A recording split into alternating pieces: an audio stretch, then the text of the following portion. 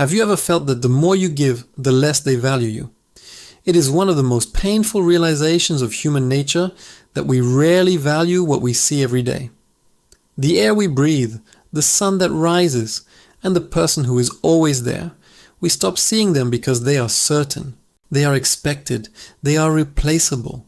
But what if I told you that your constant availability is actually your greatest weakness? That by being the one who always answers, always helps, and always stays, you are effectively training the world to ignore you. Today, we are not just talking about motivation. We are going to explore the intersection of ancient philosophy, historical strategy, and modern neuroscience to understand why you feel stuck and how to become truly irreplaceable. We will look at the wisdom of Ibn Khaldun, the stoic discipline of Seneca, the ruthless insights of Machiavelli, and the biological codes that dictate your health and performance. By the end of this video, the way you see yourself and the way the world treats you will change forever. To understand why some people are treated as a necessity, while others are treated as an option, we have to start with the concept of the internal center. In the world of modern relationships and professional dynamics, there are two types of people. There are those who can be replaced with a single message or a new social media notification, and there are those who leave a psychological void that cannot be filled. The difference isn't in their looks, their wealth, or their status. It is in their mindset. The irreplaceable individual is someone who does not shout to be heard or chase to be seen. They are irreplaceable because their absence would mean the loss of an entire psychological experience, a loss of balance, depth, and an internal world that cannot be replicated. Most people live as open books, explaining every thought and reacting to every slight. But as ancient strategists understood, what is easily discovered is easily replaced. If you reveal everything in the first chapter, why would anyone keep reading? To be irreplaceable, you must be like a deep, multi-layered novel, where every time someone thinks they have understood you, they discover a new chapter they haven't even begun to comprehend. But why is it so hard to maintain this independence? Why do we find ourselves chasing the very people who devalue us? The answer lies in your brain's factory settings. Your brain is not a happiness machine, it is a prediction machine first. Its primary job is survival, which means it constantly tries to predict what is coming next. To do this, it constructs an internal model of your worth, which we can call your internal baseline. Imagine a graph where a flat line represents how much competence or worth your brain expects you to have. The brain's biggest fear is not failure. It is the prediction error, the gap between what it expects and what actually happens. If your baseline is set to "I am not enough," then success feels dangerous because it contradicts your internal model.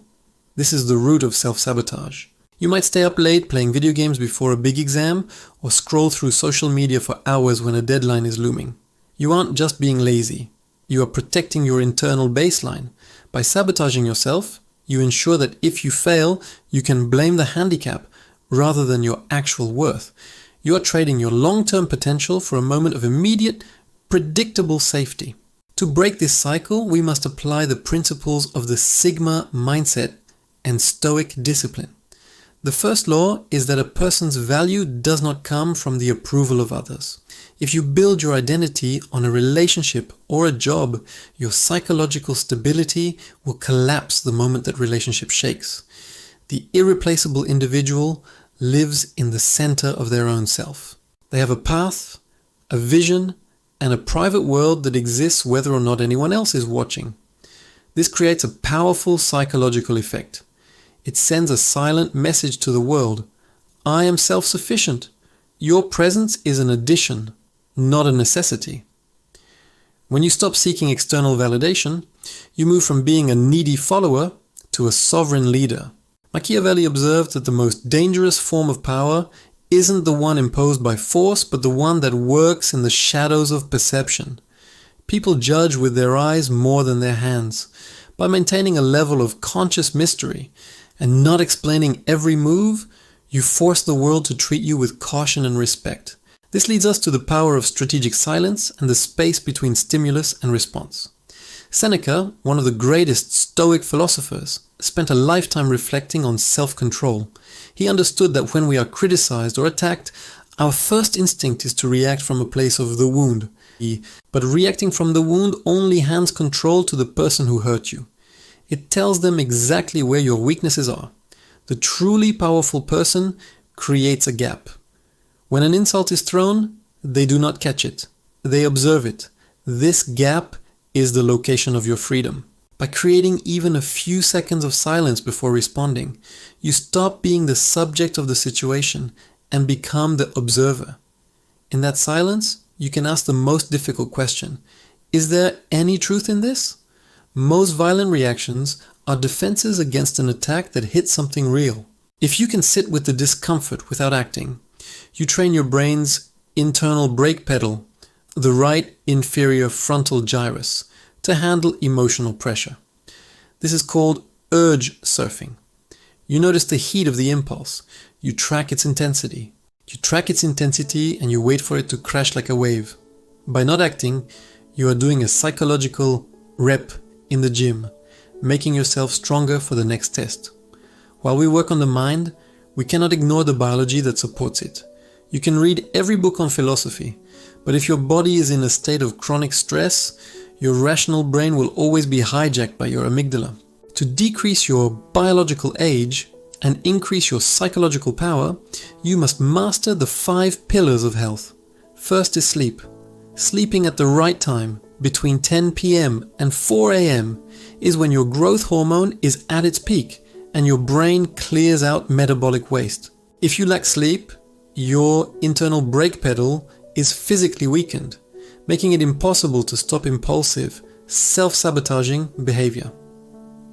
Second is exercise. It's not just about muscles, it's about insulin sensitivity and reducing internal inflammation. Third is stress management. Chronic stress keeps your cortisol levels high, which leads to fat storage, muscle loss, and premature aging. Fourth is smart nutrition. Avoid processed sugars and focus on natural foods that fuel your brain instead of fogging it. And fifth is the avoidance of toxins. Smoking and other pollutants don't just hurt your lungs. They damage your arteries, your skin, and your very DNA.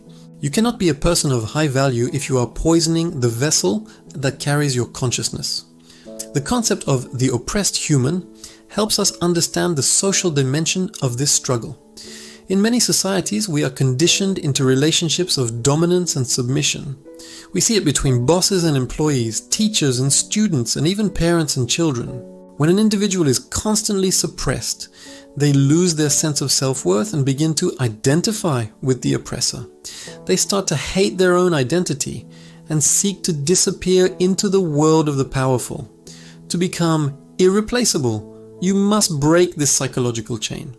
You must refuse to be a second choice or to accept disrespect. This isn't about arrogance, it is about knowing your price. As Ibn Khaldun wrote, value is only truly recognized when it is gone. If you allow yourself to be treated as a common good, you will be treated with common disregard. But when you set firm boundaries and are willing to walk away from anything that devalues you, you become a rare psychological experience. The world is full of people who are desperate for connection, but rare is the person who is comfortable in their own company. So how do you put this into practice? How do you move from being predictable to being irreplaceable? It starts with retaking the wheel. The next time you feel a wave of anxiety or the urge to prove yourself to someone who isn't listening, pick up a notebook. Write down the emotion. This is called cognitive diffusion. By moving the thought from your head to the paper, you create distance. You are no longer the emotion. You are the one observing the emotion. Once you have regained control, use the WHOOP method. Define your wish, visualize the best outcome, identify the specific obstacle, and create an if-then plan. For example, if I feel the urge to text them for validation, then I will immediately put my phone in a drawer and do 10 push-ups. You are preloading the code into your brain so that when the moment of weakness comes, you don't have to rely on willpower. You just have to run the script. Remember the promise of the strategist. True sovereignty is the ability to lose. If you are terrified of losing a person, a job, or a status. You have handed them the keys to your life. But when you are prepared to lose anything to keep your self-respect, you become truly dangerous. This is the moment they will regret losing you. Not because you were mean, but because you were authentic. You became a person who doesn't apologize for their existence, a person who speaks less because their words carry more weight, and a person who is busy building a life that doesn't require an audience. The people who took your presence for granted will look for you in the faces of others and find only shadows. They will realize that what they had was a rare, deep, and independent human being, something that cannot be replaced by a simple swipe or a new interest. In the end, this isn't about manipulating others or playing games. It is about an internal transformation. It is about shifting from the oppressed mind that begs for a place in the world to the sovereign mind that creates its own center. When you respect your time, others will respect it. When you respect your boundaries, others will honor them. When you respect your biology, your mind will have the strength to lead. The irreplaceable individual is not a myth or a lucky accident. They are a product of choice. They are the ones who chose the terrifying unknown, of freedom over the familiar pain, of submission. Start today. Open your notebook, write down the emotion that has been controlling you, and take the first step toward the left side of the spectrum, toward the person you were always meant to be. This is your blueprint. The path is open, but only you can walk it. Be rare, be deep, be sovereign, be irreplaceable.